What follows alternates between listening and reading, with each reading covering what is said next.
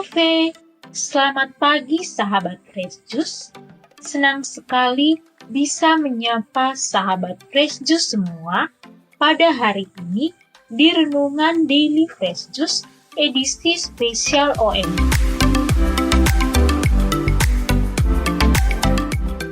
Perkenalkan, saya Monika Geruda dari Kota Kupang, Nusa Tenggara Timur, salah satu member DFJ Fellowship 19.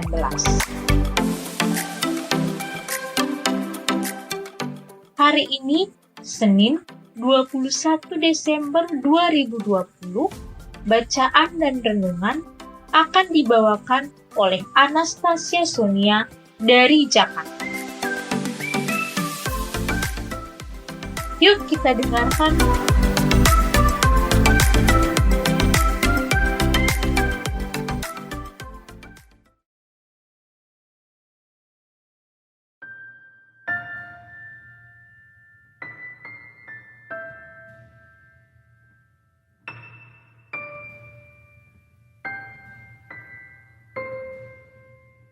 Hai teman-teman Fresh Juice yang terkasih dalam Tuhan kita Yesus Kristus, dimanapun teman-teman semua berada. Jumpa kembali dengan saya, Anastasia Sonia dari Jakarta, dalam Renungan Spesial OMK Daily Fresh Juice. Hari ini kita akan bersama-sama merenungkan dan mendengarkan bacaan yang diambil dari Injil Lukas bab 1 ayat 39 sampai 45.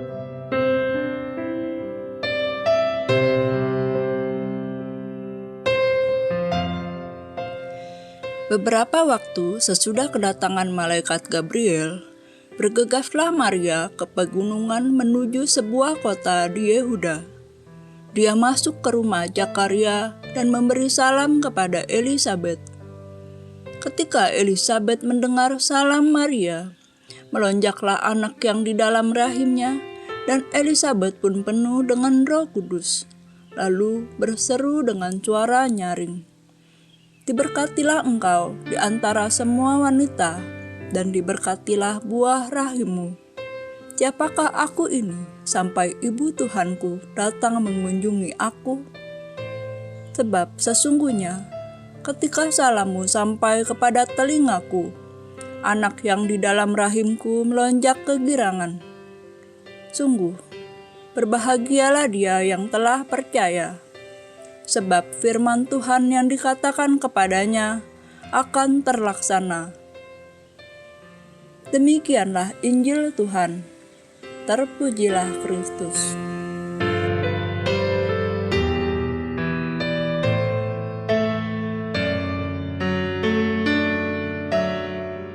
Sahabat Fresh Juice yang terkasih, melalui bacaan Injil hari ini, kita disadarkan kembali bahwa Bunda Maria memegang peranan yang sangat penting sebagai Bunda Tuhan.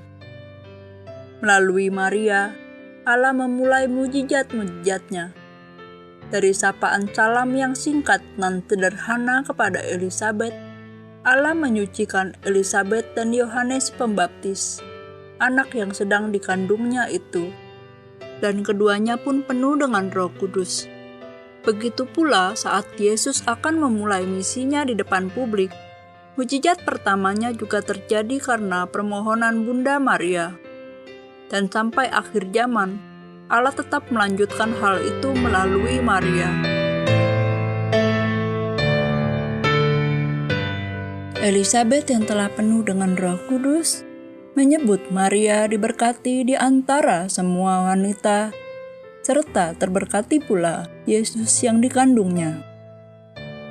Dalam rahmat Roh Kudus pula, Allah berbicara mengenai jati diri Maria melalui Elisabet. "Siapakah aku ini sampai ibu Tuhanku datang mengunjungi aku?"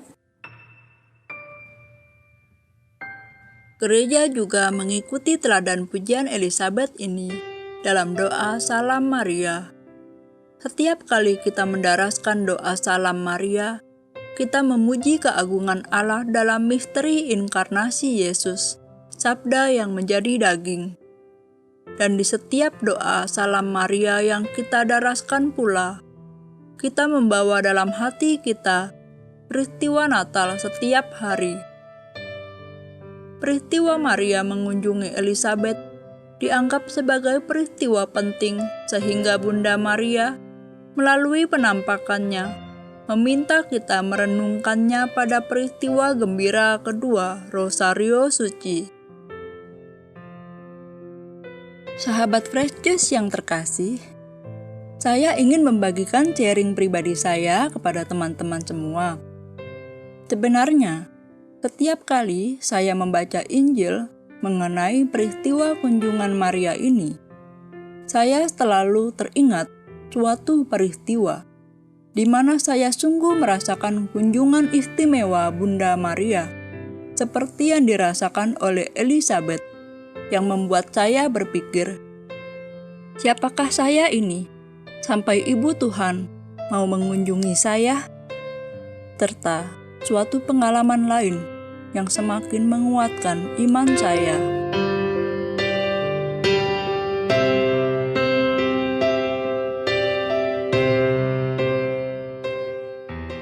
Jadi waktu saya masih kuliah, saya sekamar kosan dengan seorang teman Katolik yang mempunyai karunia sixth sense yang kuat. Dan suatu malam saya bermimpi. Saya melihat Bunda Maria dalam mimpi saya.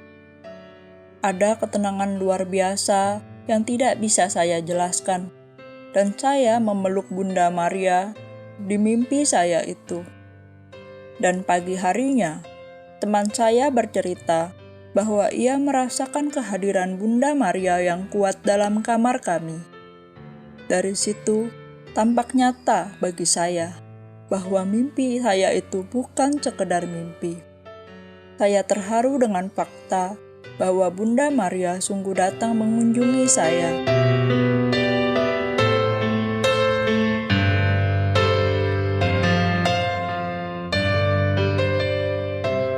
Namun, apakah itu berarti saya adalah orang yang kudus dan saleh? Oh, tentu tidak, karena Tuhan begitu mengenal anak-anaknya, dan Dia sudah tahu lebih dulu apa yang akan terjadi di masa depan. Setahun setelah mimpi saya itu, saya pergi berdoa bersama sahabat saya yang memiliki sixth sense itu di sebuah goa Maria. Dan di sana kami diganggu oleh kehadiran iblis. Hal itu membuat iman kami gentar dan goyah, karena kejadian itu cukup traumatis bagi kami. Di situ saya mulai berpikir bahwa Bunda Maria dan doa Rosario sepertinya tidak memiliki kuasa menghadapi si jahat.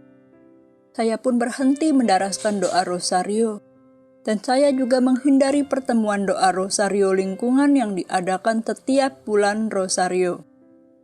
Dan tidak hanya saya saja, bahkan sahabat saya juga memiliki krisis iman terhadap intervensi Bunda Maria dan para kudus. Hanya Tuhan Tritunggal sajalah satu-satunya yang bisa kami andalkan. Begitulah pemikiran kami saat itu.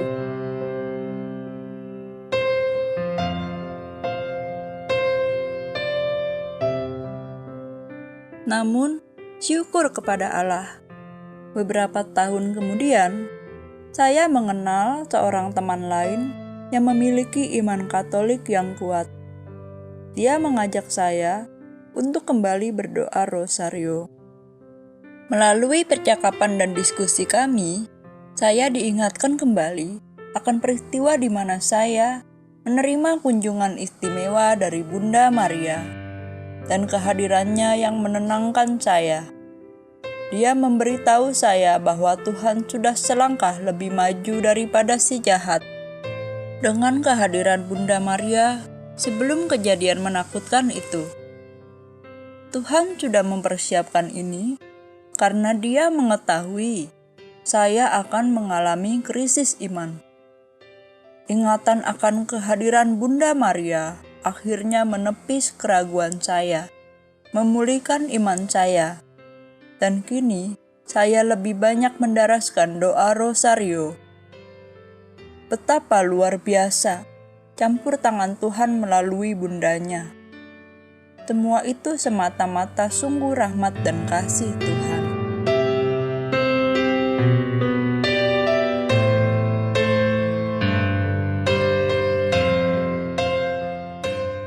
Dari pengalaman saya tersebut, bisa disimpulkan bahwa apapun yang Tuhan lakukan, rencana Tuhan selalu selangkah lebih awal daripada si jahat.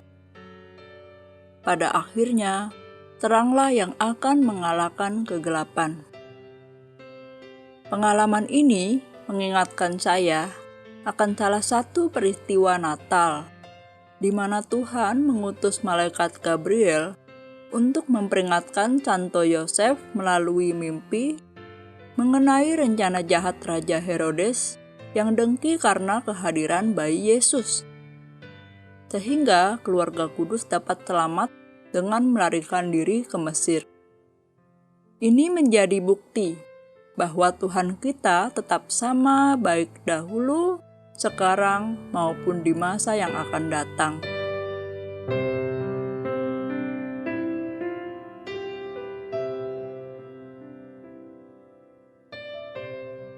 Hidup yang kita jalani ini tidaklah mudah, namun kita bisa melaluinya, karena kita selalu punya support dari surga, Allah yang mengasihi kita, serta bala bantuan doa dari Bunda Maria dan para kudus. Jangan ragu memohon para kudus untuk mendoakan kita kepada Tuhan, karena doa orang benar, bila didoakan, akan sangat besar kuasanya. Kunjungan istimewa Bunda Maria pun sesungguhnya bisa dirasakan semua orang, tidak selalu melalui peristiwa-peristiwa besar seperti mimpi dan penglihatan, namun juga dalam peristiwa sederhana. Misalnya terkabulnya doa-doa kita saat novena 3 Salam Maria, atau adanya ketenangan batin, munculnya kekuatan, dan penghiburan setiap kali kita mendaraskan doa rosario.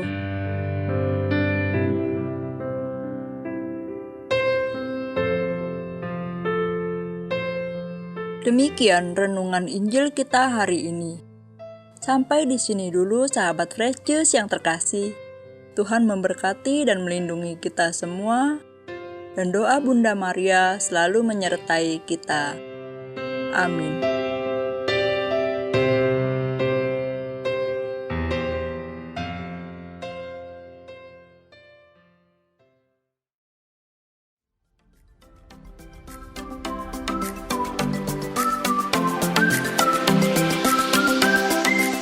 Terima kasih kepada Kak Anastasia Sonia atas renungannya hari ini.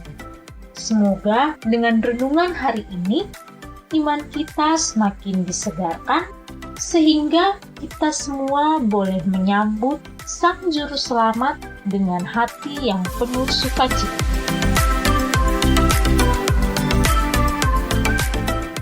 Bagi sahabat OMK yang ingin bergabung dalam grup WhatsApp OMK Daily Fresh Juice, langsung saja mengirim pesan nomor WhatsApp kalian ke Instagram @salamfreshjuice. Sampai bertemu kembali di renungan edisi spesial OMK selanjutnya. Jaga kesehatan selalu. Salam Fresh Juice.